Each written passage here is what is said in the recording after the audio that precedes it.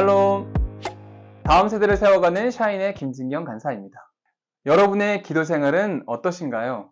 기도하다가 종종 멈추지 않습니까? 기도의 응답이 없어서 낙심하지는 않습니까? 오늘 예수님의 기도에 대한 가르침을 통해 기도에 대한 새로운 열망을 품는 시간이 되기를 바랍니다.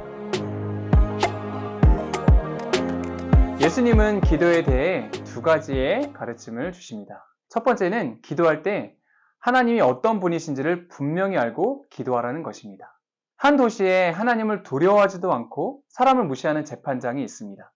억울한 일을 당한 한 과부가 그에게 찾아와 원한을 풀어달라고 끈질기게 요청합니다. 그 재판장은 하나님도 두려워하지 않고 사람도 무시하니 무서울 게 없는 사람이지만 그 과부가 자신을 번거롭게 하는 것이 싫어서 그 원한을 풀어줍니다. 단지 앞으로 귀찮은 일을 만들지 않기 위해서였습니다. 어쨌든 그녀의 간절한 그 애원이 재판장의 마음을 움직인 것입니다. 그렇다고 이 비유가 하나님을 번거롭게 하라는 데 강조점이 있는 것이 아닙니다. 이 비유는 불의한 재판장과 하나님을 대조합니다. 그 불의한 재판장도 과부의 소원을 들어주는데 하물며 하나님께서 밤낮 부르짖는 택하신 자들의 원한을 풀어주지 아니하겠느냐. 하나님은 끈질기게 귀찮게 해야만 기도를 들어주신 분이 아니라는 것입니다.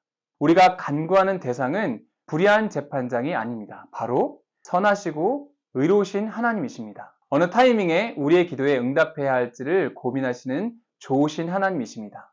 우리의 기도에 결코 오래 참지 못하시는 하나님이십니다. 그러한 하나님이심을 알고 기도하는 자는 기도할 때 결코 낙심하지 않습니다. 나의 상황과 처지를 가장 잘 알기에 하나님은 가장 적절한 때에 최선으로 응답하실 것입니다. 우리가 생각하는 최선의 때와 하나님이 원하시는 때가 다를 수 있습니다. 하나님의 응답이 더딜지라도 하나님의 시간표는 언제나 완벽합니다. 우리가 조금 더 참고 기도하면 하나님은 속히 우리의 기도 제목과 우리의 원통한 소원을 들어주실 것입니다. 두 번째는 기도할 때 자신이 어떤지를 알고 기도하라는 것입니다. 예수님은 비유로 바리새인과 세리의 기도를 비교하십니다. 바리새인의 기도는 우월감으로 가득합니다. 바리새인은 따로 서서 기도합니다. 도색하지 않고 불의하지 않고 간음하지 않고 세리와 같지 않은 것에 감사하고 있습니다. 일주일에 2번 금식하고 소득의 11조를 드린 것을 하나님께 알아달라고 기도합니다. 그는 자아에 취해서 자신의 실상을 보지 못하고 있습니다. 이런 상태로 아무리 많은 기도를 한다고 해도 그것은 기도를 많이 했다는 경건 우월주의에 빠질 뿐입니다.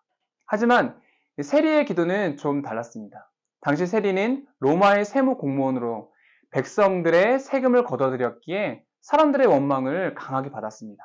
그는 성전에 가까이 가지도 못하고 멀리 서서 감히 눈을 들어 하늘을 쳐다보지도 못합니다. 자신이 죄인 중에 죄인인 것을 자각하고 있습니다. 그는 자기가 어떤지를 알기에 가슴을 치고 참회하며 불쌍히 여겨달라고 기도하는 것입니다. 예수님은 이 둘 중에 세리의 기도가 의롭다 하심을 받았다라고 선언하십니다. 기도하는 자는 하나님 앞에서 자기의 참 모습을 정직하게 인지하며 기도해야 합니다. 하나님 앞에 고개를 숙이고 참회하며 정직하게 기도하는 세리의 모습을 보며 저 자신을 돌아보게 됩니다. 저도 간사라는 이름으로 불리며 당연히 해야 하는 기도, 묵상, 전도 등의 행위에만 너무 초점을 맞추고 살고 있지 않나 생각해 봅니다. 하나님은 분명 우리가 훈련받아 주님의 제자로 잘 살아가는 것을 기뻐하실 것입니다. 하지만 믿음의 훈련을 받고 있는 나의 마음이 날마다 주님을 향해 갈급한지, 날마다 죄인된 나의 모습을 주님께 고백하며 나의 힘이 아닌 성령의 능력을 힘입어 살아가는지 깊이 돌아보는 우리가 되길 소원합니다. 예레미야 29장 12절에서 13절 말씀입니다.